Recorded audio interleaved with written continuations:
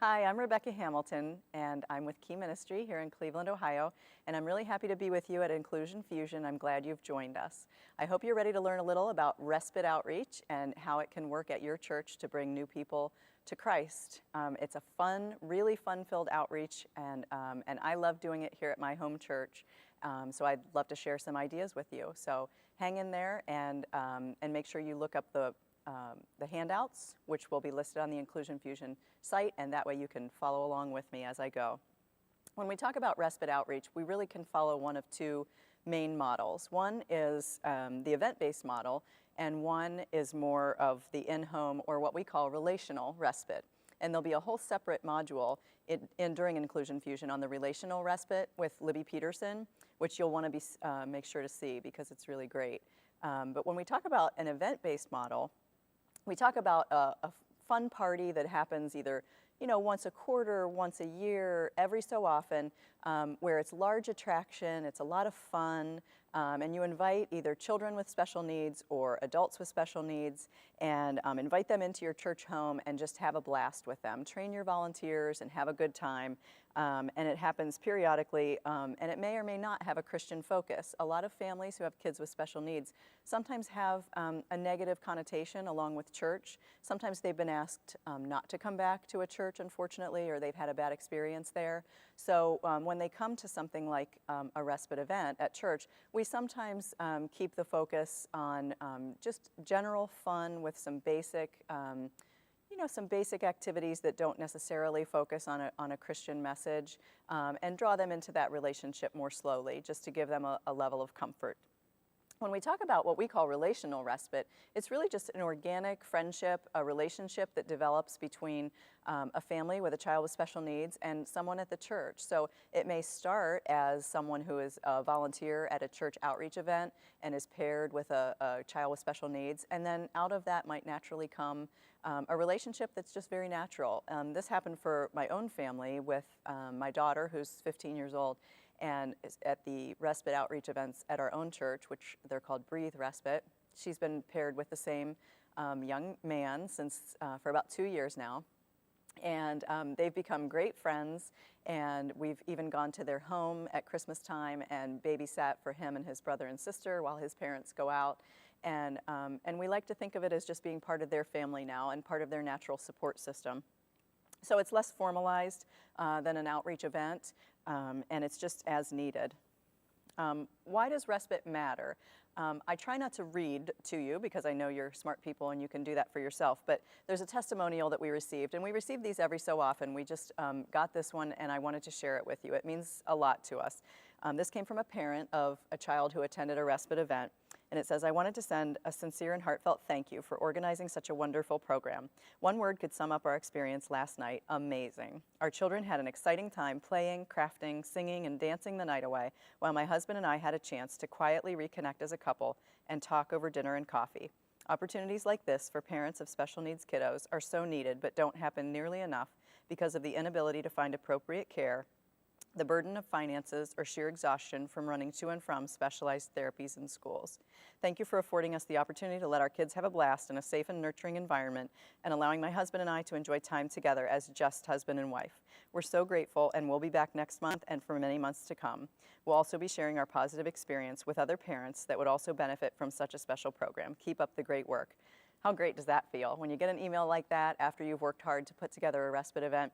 That's all the thanks you need, and you really realize that God loves it when we do this and when we reach out to other people in His name.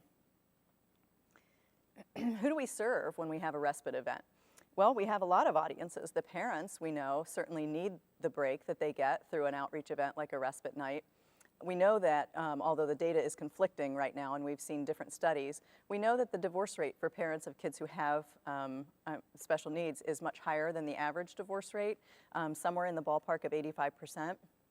And while we can dispute the exact percentage, we do know that it's higher than the average. And what we know is that they need a rest. They need a break from caring for their child and for all the therapies that comes along with that.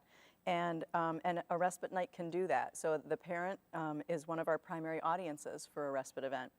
The child with special needs is also our target audience because during their week, they have lots of therapies and lots of agendas that they have to do and goals to meet and objectives to complete. And what we love about a respite event is it's just fun. It's just simple fun. It's a party for the child to come to and get undivided attention from a one-on-one volunteer who's trained to meet their needs, and just to have a blast for a few hours together. There's nothing to learn. There's nothing to check off on a list or anything like that. It's just pure, unadulterated fun. We also love to serve siblings, the typically developing siblings of the child with special needs. They have a very specific lot in life as well because of being a sibling of a child with special needs, and a lot of times they have to go along to the different therapies and doctor's appointments and things like that, and sometimes they don't get the kind of attention one-on-one that they crave, and a respite event is a place where they can do that. We try to pair up volunteers one-on-one with siblings in addition to with the child with special needs, and that really allows the sibling to get one-on-one attention as well. And we serve the community because the watching world is looking at the church to see how we're treating those with special needs. And when we include them and seek them out in God's name, I think the watching world stands up and takes notice of that. And last and most importantly, we serve Jesus Christ because I know that he loves when he sees all of his children playing and just having a great time together at a respite event. We know why we do it now. We've talked a little bit about the importance of the why, but now we can delve into the how and really talk about the nitty-gritty. When we talk about where to begin, I think it's a great step to start with some brainstorming. Get together some of your greatest, most creative minds and have a brainstorming session about what would show God's most extravagant love to these families. We want to pursue them. We don't just want to let them come to our building and watch their kids for free, although we want to do that. We want to actually seek them out and have them come into our church buildings and care for their kids with excellent, excellent quality. And we want to brainstorm what would show God's most extravagant love to these families. Step 2 is really to think about inviting some guests. This will probably be the easiest part of the challenge of having a respite event, although it does take some time to get your audience grown to the point where you will have a nice critical mass of kids to attend your event. We've had some churches who we've worked with who have held their first respite event, and they've served 8 kids or 12 kids, and that's a great beginning. It takes a little while for the momentum to grow and for word of mouth to get out about the events and how well you're doing them, and then after that, it's really not a problem anymore. A way to get the word, to invite some guests is to get the word out in the community, and you can write a simple press release that you can give to local print media and radio stations and television stations. They love to know what's happening in the places of worship in their community, and it really is something of interest to them, and they will usually pick those up. A lot of the allied organizations, professional associations for things like ADHD, cerebral palsy, Down syndrome, the county boards of developmental disabilities, and support groups, sometimes the MOPS, the Mothers of Preschoolers groups that meet in different churches, they like to know about a respite event. Also in offices of doctors, speech pathologists, physical therapists, counselors, those kinds of people have lots of patients who could really use a respite event, so they will help you get the word out as well. Word of mouth, it's referred to as viral marketing. This is the kind of virus that you'd like to catch and help spread. It's something that you want to be able to tell people about because it's so much needed, and it's a service that they really, families with kids with special needs really desperately need and need a break. So it's something that's fun to spread the word about. There are also things that we call outreach cards, which really are as simple as business cards that you can print yourself on your own home computer. And they just give information about the events, the dates that they're held, the location of the church, and then the website or phone number that they can call for more information. It's good to establish some guidelines for your events, and we'll talk more about that in a little bit. But we like to stay flexible. So for instance, we usually do birth to age 18 years. But we like to design events that have a little flexibility built into them. So if we can at all accommodate the child or young adult, we like to be able to do it.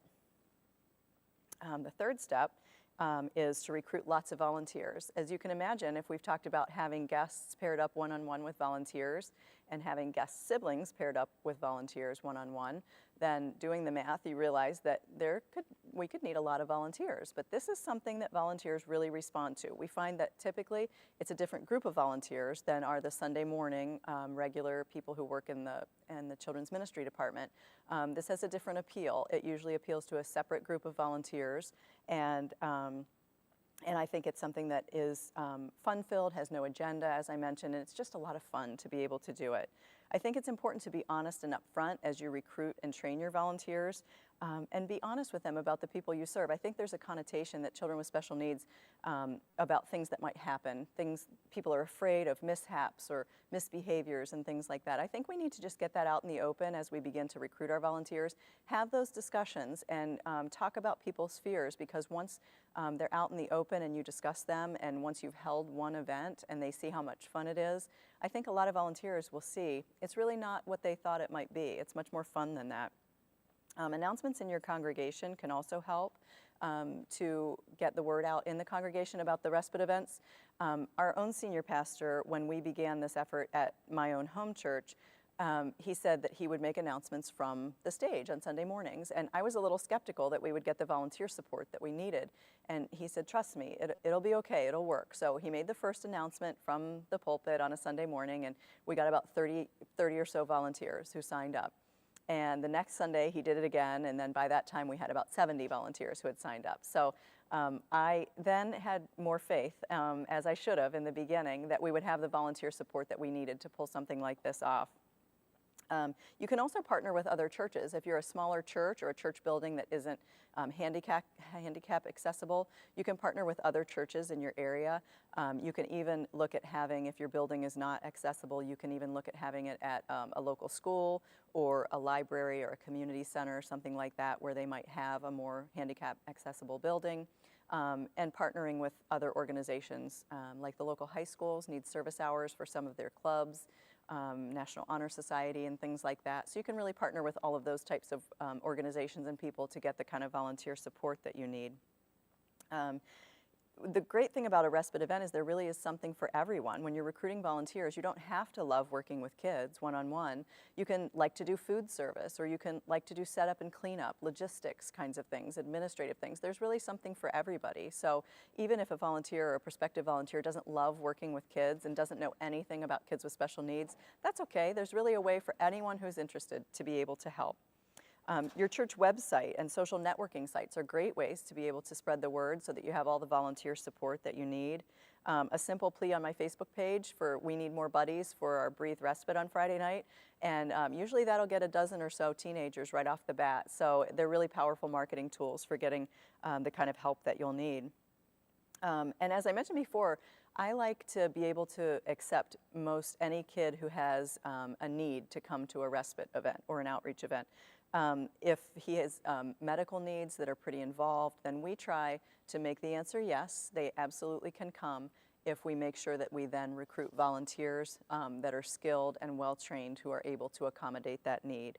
And a good way to recruit volunteers moving forward is to videotape or photograph your first event and then show it on the stage on a Sunday morning. And then people see it's just a party, it's just fun, it's not going to, nobody is, getting crazy, it's nothing that, you might have a misperception about. It's just a lot of good fun, and that'll get even more people interested in helping moving forward. So let's talk about the cost. I know that every church doesn't have a big budget. Some churches do, but most don't. And so if you're considering doing a respite event, your budget can be as big as David or as tiny as Goliath. There are ways that you can get sponsorships from local people or even businesses who want to donate either cash donations or give things like prizes or craft materials. I'd like to say there's a will, where there's a will, there's a way to do a respite event.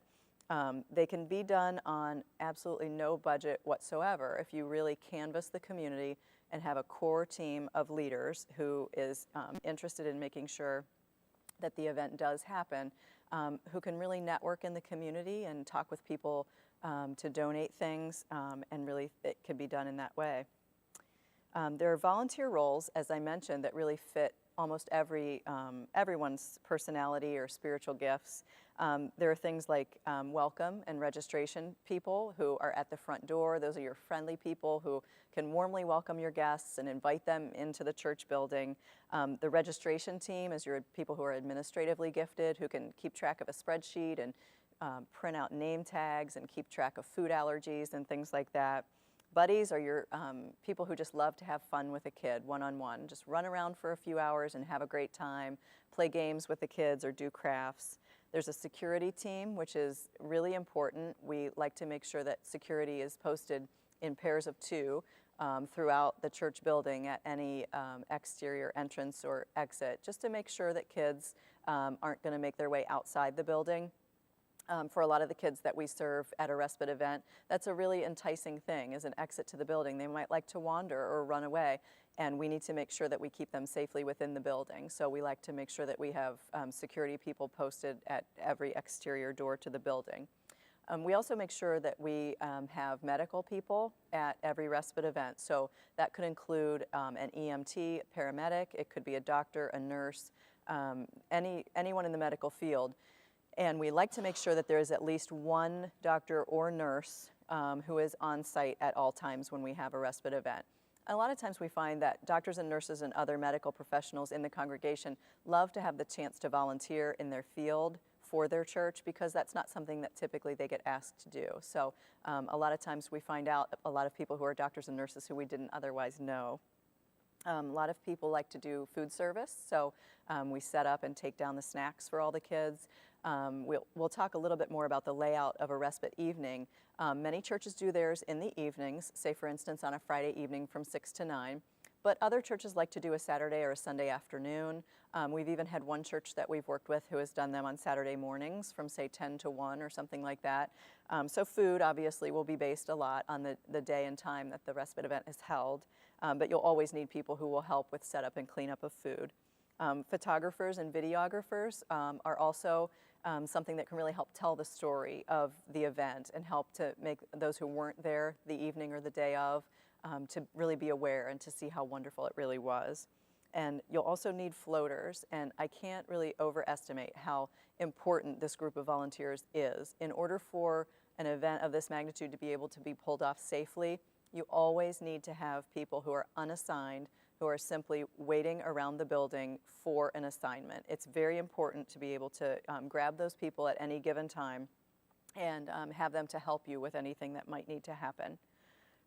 Some of the responsibilities for some of the key volunteer teams would include the welcome and registration team will need to make sure that there's clear signage where people enter the building, where to come in, what to do first when they get inside the building, where to register or sign their child in, things like that. And making sure that those people are ones who can calmly and confidently greet guests and not be those who might be over the top with loud voices or strong smells or bright lights, those kinds of things, because those can sometimes be scary for kids with special needs.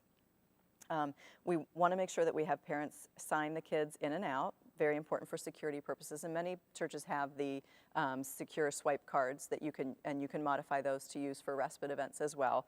But a simple sign in on paper and sign out is fine as well. And recognize that we may need to have an entrance for an event where it's quieter or lower light or lower stimulation, where a kid might do better entering the building through that way. So just to know that some kids might better respond to that type of entrance, and that if a parent were to indicate, or if a child seemed to indicate through his or her behavior that that would work better for him, that was something you could utilize in the future.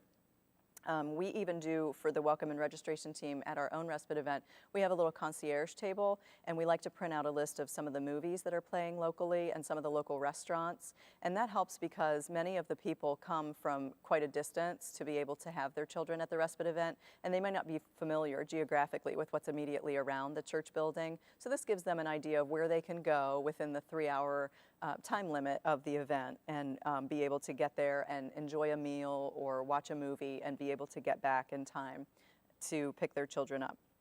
Make sure you give clear instructions in your welcome and registration team for where and when the kids need to be picked up, and also give a contact phone number, have a dedicated cell phone that you can use during the time of the event that parents can call and check in. That gives them a lot of peace of mind, especially the first few times, to know that there's someone or a number that they can call and just check to make sure that their kids are doing okay.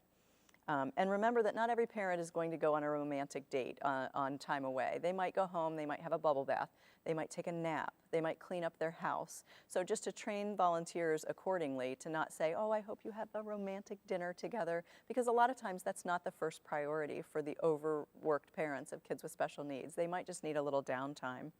And then the information that you receive about the guest should then be passed along to his or her buddy who will be paired up with him, so that they have everything that the church knows about the child, they know as well. The buddies are sort of the cornerstone of this whole event. They're the ones who get to play and have fun with the kids and keep them safe.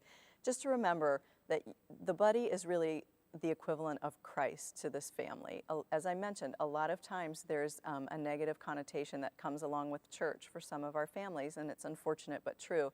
So when a buddy greets a guest warmly and says, I can't wait to spend time with your kiddo, or we had so much fun tonight, I can't wait for him to tell you what we did. We played in the bounce house, or we did a craft together, we watched a movie. Sometimes those are the only positive things that a parent might hear about their child with special needs. So we really like the buddies to remember that they really represent the capital C church to a lot of the families that visit the respite events. The guests and buddies need to make sure that they stay together at all times. We always train our buddies to make sure that they treat their guest as if it were a part of their body. So you wouldn't walk across the room and leave your arm or leg behind, and that's the same with your child that you are enjoying the respite event with. Make sure they're always within arm's length, and make sure that they stay safely close to you at all times to make sure that nothing unforeseen might happen. We also like to make sure that guests and buddies don't put, a lot of times the teenagers in our church are the buddies for our guests, and we want to make sure it's such second nature to a lot of our kids now to take a picture or to post names and places of what they're doing, and we just like to make sure that those who are going to be buddies for kids with special needs not put pictures of their kiddos up on Facebook, or not use their full name, to use first names only, and to maybe take a picture of the back of heads if they need to, because it's great publicity to be able to say, I'm having so much fun with Joey at the respite event at this church, but Joey's parents wouldn't very much want his picture or name probably on Facebook, so just to keep those things in mind. And we like also to remind the buddies to leave their texts and their phone calls for later, to just lavish undivided attention on the kids that they have been paired with for the evening. As I mentioned, the security team is another team of volunteers that's very important, and really their focus is very singular. It's just to make sure that kids stay within the building during the entirety of the evening, to make sure that no one gets outside. Even though it might be beautiful weather outside, it's safest if everyone can stay indoors. And a lot of times that security team is just a visual reminder to kids to stay inside. It's very seldom that they have to actually, step in and keep a kid inside the building. The medical team needs to also receive a copy of all of the registration information that any guest gives when they register to attend the respite event. It allows the medical team then to become familiar with any special conditions or allergies or anything like that. So there's always a way for the medical team to be up to speed about all of the conditions that are involved with different guests. The servers, as I mentioned, they're one of the things that you need to be most careful about in training the servers who will handle food, is just to be aware of food allergies. So you have to make sure there's close communication between your registration team and your food service team to make sure that all food allergies are known and are being carefully adhered to. A lot of kids who attend respite events, particularly kids with ADHD and autism, follow a gluten-free, casein-free diet, which most of you, I'm sure, are familiar with. And so most of the respite events that are held at churches that we work with follow a gluten-free, casein-free diet, just to simplify and to make sure that every guest is okay with every kind of food. That's really a choice for each individual church to make up, but it makes it easier, I think, just to make sure that everything is safe for most all the kids to eat. And the photography team, something that they should be aware of is a system in place to make sure that when kids register for the first time, that they're given the chance for their parents to sign a do not photograph form, and then that there's some way to indicate on that child's name tag or registration materials that they don't want to be photographed or included in any kind of marketing, flyers, presentations, or anything like that.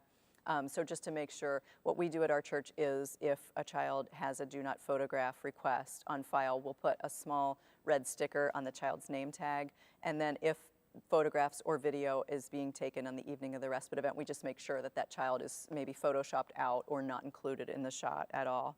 It's just an important way to really honor the dignity and the privacy. The floaters, as I mentioned before, are incredibly important. One of the most important things that floaters need to be available for are help with diapering and bathroom duties. A lot of kids need either help or assistance in the bathroom or need to be diapered across all ages. So what we like to do is what we call ministry in the light. We really recommend that no child and buddy be alone by themselves anywhere in the building at any time. We'd like for a floater to be with every buddy and guest, so that it just provides an extra layer of accountability and safety for the children, for the church, and for the volunteers and parents.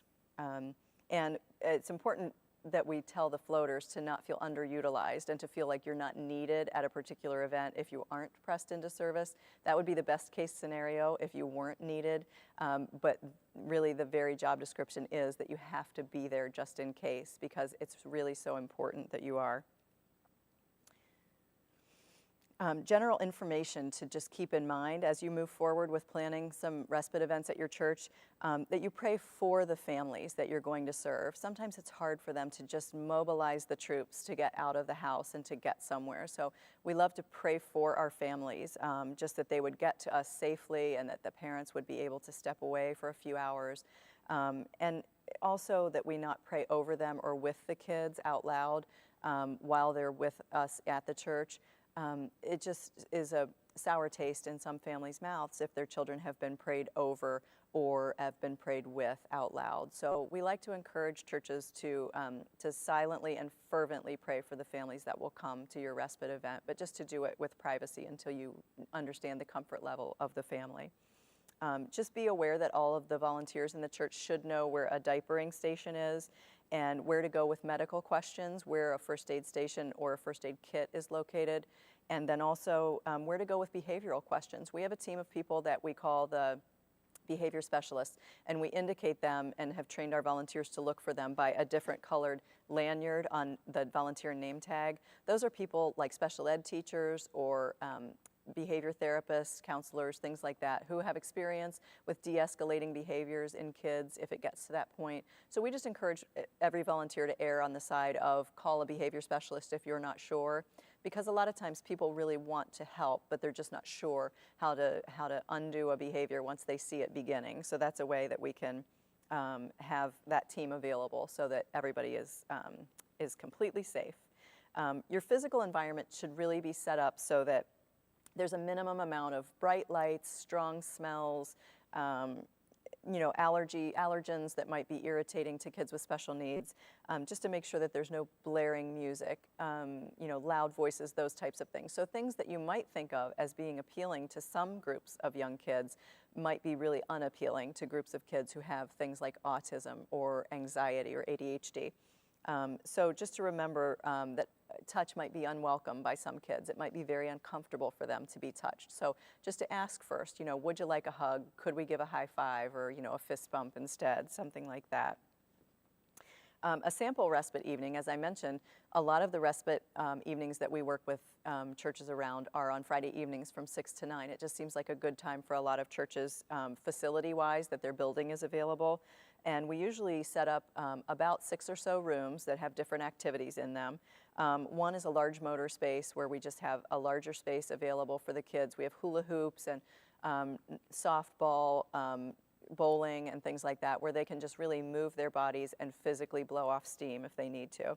We also have a small motor space where there are things like puzzles and Legos and safe things that cannot be put in noses and ears, puzzles and things like that that really help kids with their small motor things. crafts, like something that's seasonal based on the month in which our respite event is being held. We always do a craft. There's always a movie, which we try to do just a G-rated Disney movie or something like that. And some kids choose to do all of the activities, and some of them choose to just do one activity for the entire time. And we really like to train our volunteers that anything goes. If your guest wants to sit and watch the movie for 3 hours, that's okay. If they want to just walk around the building for 3 hours, that's okay too. We have a music room where we do dancing and karaoke. We also have a bounce house, and there are other things. A lot of churches already own some kind of inflatable for maybe a summer picnic or something like that. So that's a great thing to use as well.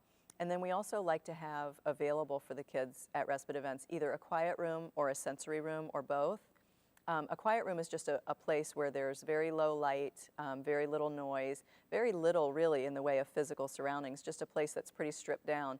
A lot of times a quiet space, a dimly lit space like that will just help kids to kind of hit their reset button when they need a little quiet or downtime. And then the sensory room is a place where we really have physical therapists, occupational therapists, speech and language pathologists.